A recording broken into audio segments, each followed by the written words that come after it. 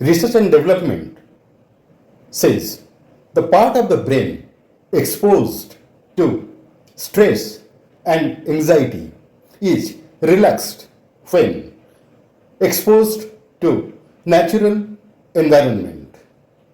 While it is relaxed in the nature, it is not the case in urban environment. Even simply walking on a treadmill, looking at nature can produce cognitive effect.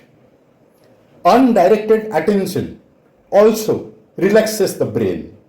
In undirected attention, brain does not consciously focus on anything like listening, chirping birds, or watching leaves gently rustling in the breeze.